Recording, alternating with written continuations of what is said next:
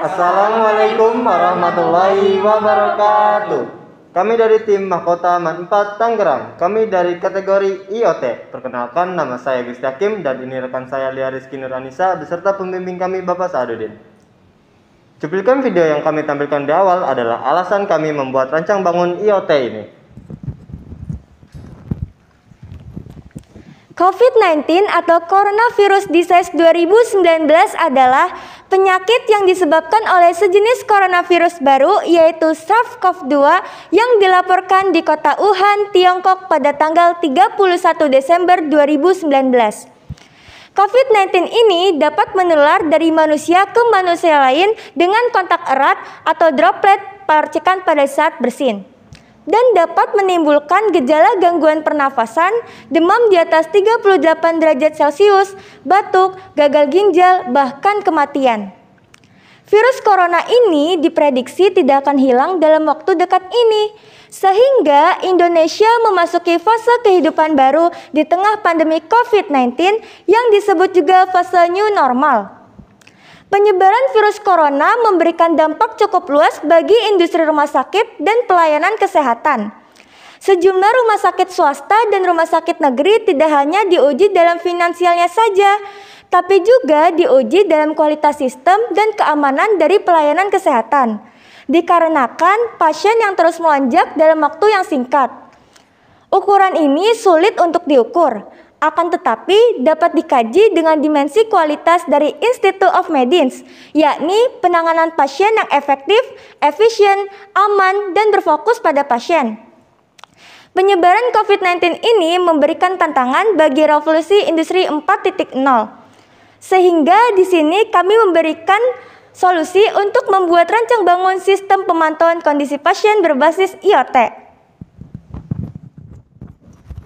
Rancang bangun sistem pemantauan kondisi pasien berbasis IoT dapat mencegah penyebaran virus COVID-19 dan memantau kesehatan pada pasien. Dengan cara pengiriman data kesehatan pasien yang menjalankan sensor pemantauan kondisi pasien untuk memantau kondisi kesehatannya. Terdapat beberapa metode yang kami gunakan. Pertama, Wemos D1R1 sebagai microcontroller. Kedua, terdapat pulse heart rate sensor sebagai pengukur sinyal detak jantung. Sensor DHT sebagai pembaca suhu ruangan. Sensor MLX90614 sebagai pengukur suhu tubuh pasien non-kontak. Serta sensor Loadscell HX711 modul sebagai pendeteksi tekanan atau berat sebuah beban infus. Hasil pengujian didapatkan pemantauan kesehatan pasien yang sesuai dan bekerja dengan baik. Mohon tunggu sebentar, dikarenakan rancang bangun ini akan dihubungkan dalam aplikasi Blink.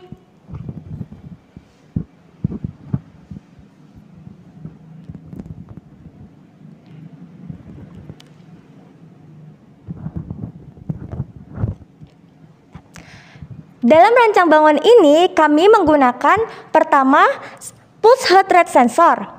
Cara pemakaiannya yaitu dengan meletakkan jari telunjuk pasien pada pulse heart rate sensor. Kemudian detak jantung pasien akan dialihkan ke LCD. Selanjutnya kami menggunakan sensor DHT. Cara pemakaiannya yaitu dengan meletakkan sensor DHT pada box healthy pasien yang berfungsi untuk mengukur suhu dan kelembapan dari ruangan pasien ini. Selanjutnya, kami menggunakan sensor suhu tubuh non-kontak MLX90614. Cara pemakaiannya yaitu cukup arahkan sensor suhu tubuh ini pada objek tubuh pasien yang akan diukur, dikarenakan sensor suhu tubuh ini tidak harus bersentuhan dengan objek tubuh pasien, sehingga pengukurannya rentang pada minus 70 derajat Celcius sampai 38 derajat Celcius. Ketiga sensor ini setelah dialihkan pada LCD akan mengirimkan data real pada aplikasi Blink.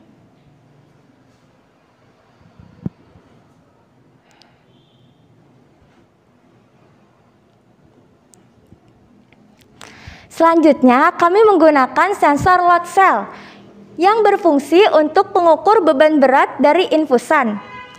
Mohon tunggu sebentar karena infusan akan dihabiskan terlebih dahulu.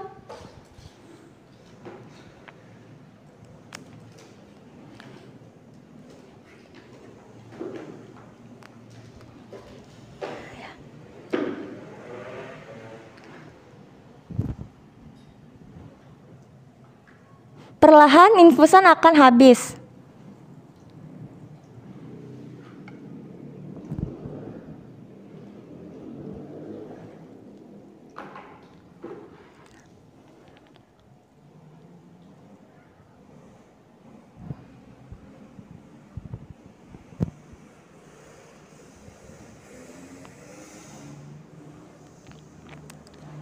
Ketika infusan hampir habis, infusan akan mengirimkan notifikasi pada aplikasi Blink. Sensor suhu tubuh di aplikasi Blink ini menunjukkan 1037 derajat dikarenakan tidak mendeteksi suhu tubuh pasien.